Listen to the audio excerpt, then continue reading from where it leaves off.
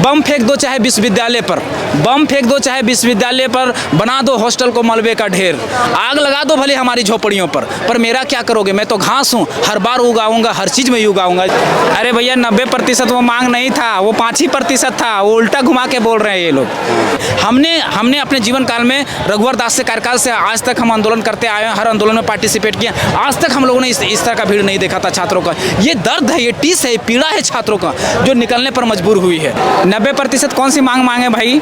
हमने कहा कि सबसे बड़ा धांधली जो हुआ है जैसे सीजीएल में हुआ है, उसकी आपने जांच बैठाई, उसका जांच करने के लिए आपने सहमति दिया, उसको कैंसिल करने की सहमति दिया, नहीं दिया। उसके अलावा पीजीटी, टीजीटी, जेई और भी कितने सारे एग्ज़ाम हैं, सीडीपीओ वगैरह वगैरह, इतने सारे एग्ज़ाम में धांधलियाँ हुई हैं, उन सबको छोड़ देंगे। आप केवल एक काम को लिपापोती करने वाला पहले भी करते थे, आज भी कर रहे हैं। सरकार बोल रही है 95% मांग पूरा हो गया, तो 5% में इतना भीड़ लग गया। अरे भैया 90% वो मांग नहीं था, वो 5% था, वो उल्टा घुमा के बोल रहे हैं ये लोग। 90% कौन सी मांग मांगे भाई? हमने कहा कि सबसे बड़ा धांधली जो हुआ है जैसे सीजीएल में हुआ है, उसकी आपने जांच बैठाई, उसका जांच करने के लिए आपने सहमति दिया, उसको कैंसिल करने की सहमति दिया, नहीं दिया। उसके अलावा पीजीटी, टीजीटी, जेई और भी कितने सारे एग्ज़ाम हैं, सीडीपीओ वगैरह वगैरह, इतने सारे एग्ज़ाम में धांधलियाँ हुई हैं, उन सबको छोड़ देंगे। आप केवल एक काम को लिपापोती करने वाला पहले भी करते थे, आज भी कर रहे हैं। आपने जैसे सीजीएल का जब पेपर लीक हुआ, जब आपने एसआईटी गठन करके बोला कि हम लोग जांच कर रहे हैं, आज तक एसआईटी ने किसको फांसी पर दिया, किसको उम्र कैद की सज़ा दिया, किसी को नहीं पता। वही लिपापोती करके और फिर जब दूसरा रिकंडक्ट एग्जाम जब सीजीएल का करवाए तो उस समय आपने नौकरियां बेच दी और आप कह रहे हैं कि हम 95% 90% मांगे मान ली है।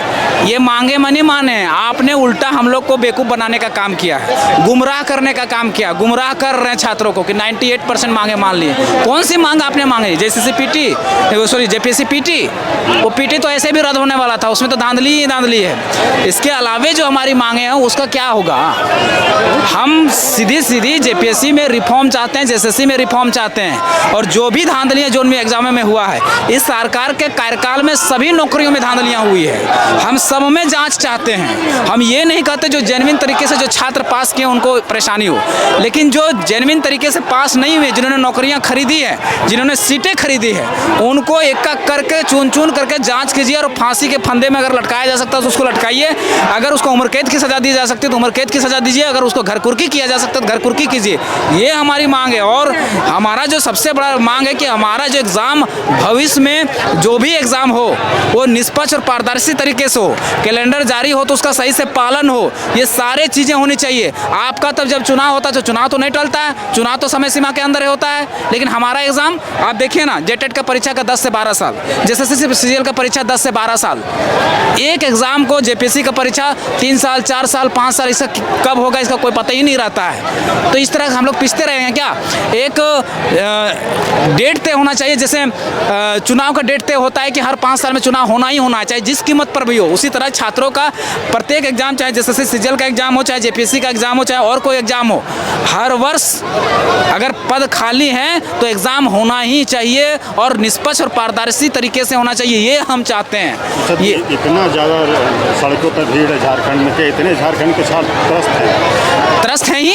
आप देख लीजिए, जब से झारखंड बना है, 2003 में पहला जेपीएससी का एग्जाम हुआ, वो विवादों में रही। 2005 में दूसरा जेपीएससी का एग्जाम हुआ, वो भी विवादों में रही। तीसरा, चौथा, पाँचवा, छठा, सातवां तो मैं खुद एस्पिरेंट्स रहा हूँ, तो मैं खुद जानता हूँ कि किस तरह से वहाँ पर दबाया गया था। इसी तरह का 7वां में भी लिपापोती किया गया था। कट ऑफ मार्क्स जारी कर दिया गया, 57 लोगों को जो परीक्षा एक ही कक्षा से पास हुए तो उसको रद्द कर दिया गया, जबकि हम लोग का मांग था कि वहाँ का पीटी का परीक्षा रद्द हो। रद्द हुआ नहीं, वहाँ भी लिपापोती कर दिया, और उसी का नतीजा कि आज भी सड़कों पर उतरना पड़ रहा है। 11वीं 13वीं की जो परीक्षा हुआ उसमें भी बड़ी धांधलियाँ हुई।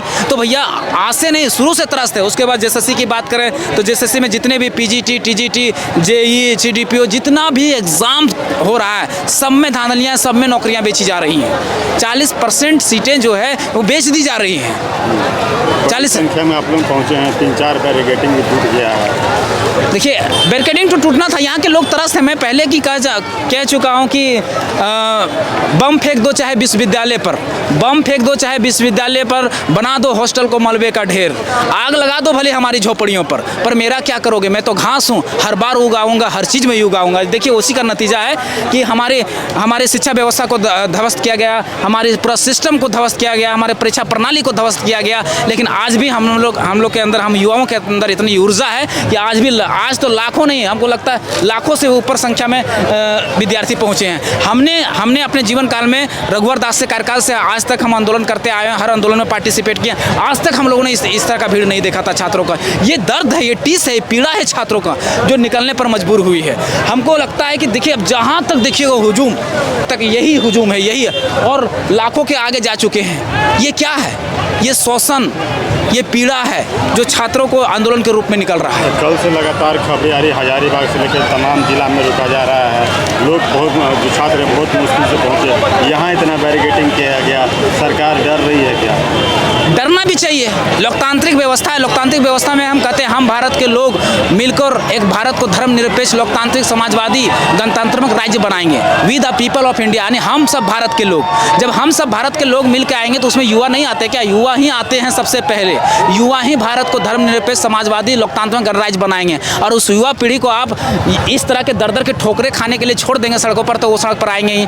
और दूसरी बात, उसी प्रस्तावना में, उसी संविधान के प्रस्तावना में आगे का लाइन होता है कि प्रतिष्ठा और अवसर की समानता देंगे। या आपको लगता है कि ये प्रतिष्ठा और अवसर की समानता है? एक आप मुख्यमंत्री जी हैं, आपका पिताजी मुख्यमंत्री थे, आप मुख्यमंत्री बने, आपकी पत्नी विधायक बन गई, आपका भाई विधायक बन गया। हम जो छात्र हैं, हम जो पढ़ने वाले छात्र हैं, हमको इतना भी अधिकार नहीं है कि एक CD ग्रुप पर नौकरी भी कर सके, एक बी ग्रुप का एक नौकरी भी कर सके। हमारा इतना तो अधिकार है। और समानता की बात करते हैं तो केवल हेमंत सोरेन को ही क्यों, एक मंगरा सोरेन, एक बुधरा सोरेन का, उसका जीवन स्तर का क्या है? उसका जीवन स्तर क्यों नहीं बढ़ रहा है? आपका जीवन स्तर तो दिन दुनी रात चौगुनी हो रहा है। आपकी पत्नी विधायक बन गई, आपका भाई विधायक बन गया, आप मुख्यमंत्री बन गए, आने वाला पीढ़ी जो है आपका बच्चा वो भी बन जाएगा। लेकिन वो मंगरा सोरेन और बुधरा सोरेन का क्या होगा जो दिनों दिन गर्त के खाई में चला जा रहा है? हम उसको उठाने की बात कर रहे हैं, हम उसको अवसर देने की बात कर रहे हैं। इसलिए छात्र आज सड़कों पर है।